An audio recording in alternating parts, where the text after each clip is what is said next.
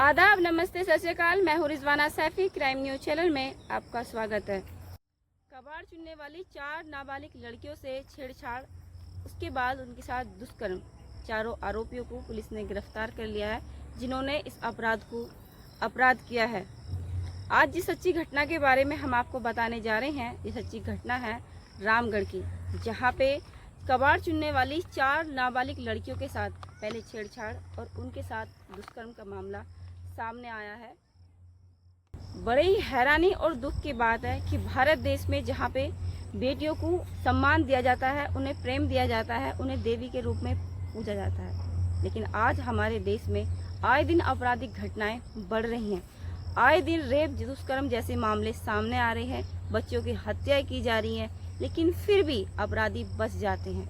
कुछों को सजा होती है और कुछ बच जाते हैं। बहुत ही दुख के साथ कहना पड़ रहा है कि आज हमारे देश में यह अपराध बढ़ रहे हैं। ये जो घटना है, ये घटना है झारखंड के रामगढ़ की, जहाँ पे 4 नाबालिग लड़कियों के साथ छेड़छाड़ और दुष्कर्म का सनसनीखेज मामला सामने आया। इस जघन्य अपराध को 4 युवकों ने अंजाम दिया था। शुक्रवार को जब ये मामला सामने आया तो आने के बाद पुलिस ने तत्काल कार्रवाई करते हुए चारों आरोपियों को बरकाकना इलाके से गिरफ्तार कर लिया है। अब पुलिस चारों आरोपियों को जेल भेजने की तैयारी कर रही है और आगे की कार्रवाई उसके बाद होगी। रामगढ़ के एसएसपी अजय कुमार ने बताया कि ये जो मामला है ये 21 जुलाई 2024 का है।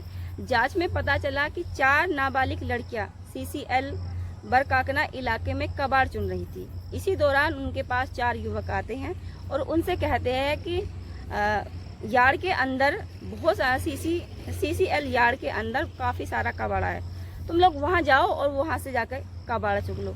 बच्चियों को उनकी बातों में आ गई और बिना किसी संदेह के, बिना किसी लालच के वो बच्चियां वहां चली गई। चाहे आप उसे लालच कहें, बेबसी कहें या गरीबी कहें, मजबूरी कहें, लेकिन उन बच्चियों ने नहीं सोचा था कि ये हैवान दरिंदे उन्हीं का शिकार करेंगे। बड़े ही अफसोस की बात है कि आज हमारे समाज में ऐसे अपराध बढ़ रहे हैं जिनके लिए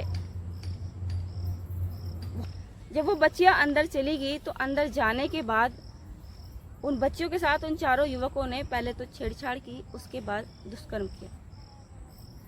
बच्चियों ने शोर मचाया लेकिन किसी ने उनकी आवाज़ नहीं सुनी। उन्होंने उसके साथ बहुत ज्यादती करी इन चारों बच्चियों को। ये मामला जब सामने आया, जब चारों बच्चियां अपनी अपनी जगह चली गई जहाँ पे वो रहती थी, लेकिन उनमें से 4 बच्चियों में से एक बच्ची की तबीयत बहुत ज़्यादा ख़राब हो गई। जब तबीयत ज़्यादा ख़राब हुई तो उस बच्ची से पूछा तो उसने रोते हुए जो घटना उनके साथ घटी वो सारी आप बीती उन्होंने बताई। बताने के बाद उनके परिवार वालों के पैरों तले ज़मीन खिसक गई। उन्होंने हिम्मत रखते हुए वो थाने पहुंचे हैं और वहां पे जाके उन चारों के खिलाफ लिखित रूप से एफआईआर उन्होंने दर्ज कराई। पुलिस ने तत्काल कार्रवाई करते हुए चारों आरोपियों को गिरफ्तार कर लिया। चारों आरोपियों की जो पहचान है वो साजन बुराई, अमृत कुमार सिंह, प्रवीण कुमार और राजा कुमार सिंह के रूप में की गई है। अब पुलिस इन चारों आरोपियों को जेल भेजने की तैयारी में जुटी है। इसके बाद आगे की कार्रवाई की जाएगी। बड़ी हैरानी और दुख हुआ ये सुनकर भी और देखकर भी कि आज हमारे देश में ऐसे जघन्य अपराध बढ़ रहे हैं और अपराधी बड़े हैवान, दरिंदे या राक्षस कहो या फिर इंसानी रूप में इन्हें हैवान कहो, जो इंसान का तो रूप लेते हैं लेकिन आए दिन ऐसी घटनाएं करते हैं जिससे ना जाने समाज की छवि खराब ना हो, हमारे देश का छवि खराब हो रही है। आए दिन हमारे देश में आए दिन ऐसे अपराध बढ़ रहे हैं। कितनी बेटियां इनका शिकार होती हैं, कितनी बेटियां इस जिंदगी को छोड़कर चली जाती है और कितनी बेटियों के सपने टूट गए और कितनी बेटियों के अपने उनसे छूट गए। आए दिन समाज में रेप, दुष्कर्म, हत्याएं जो मामले बढ़ रहे हैं, इनके लिए कानून बने ताकि समाज में ये अपराध ना बढ़े, क्योंकि इन अपराधियों की वजह से कितनों के घर छूटे और कितने के घर बर्बाद हो गए।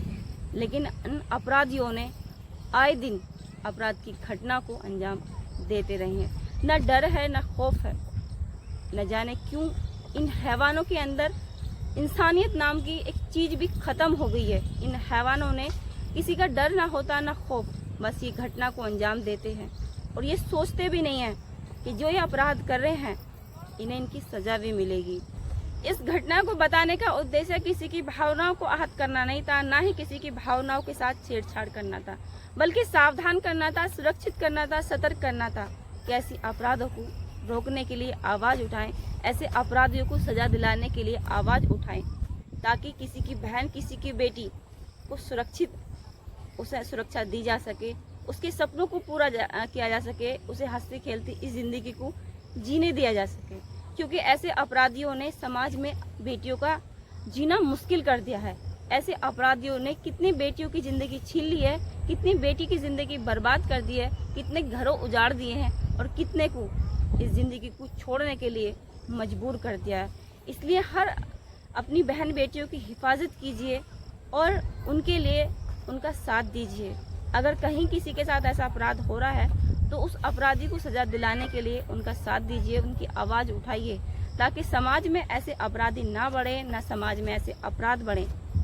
हमारा देश में बहन बेटियां सुरक्षित रहें, माएँ सुरक्षित रहें, परिवार सुरक्षित रहे, खुशियों भरा रहे और ज़िंदगी में उन्नति करें। वीडियो पसंद आए तो वीडियो को लाइक कीजिए, शेयर कीजिए, कमेंट कीजिए और चैनल को सब्सक्राइब कीजिएगा। जय हिंद।